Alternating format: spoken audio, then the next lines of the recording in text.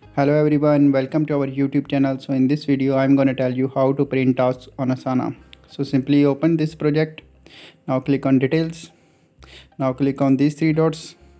Now you can see this print option is available. Just click here.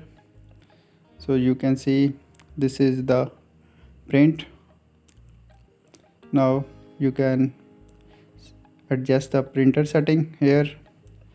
You can also save as PDF. There are multiple options available here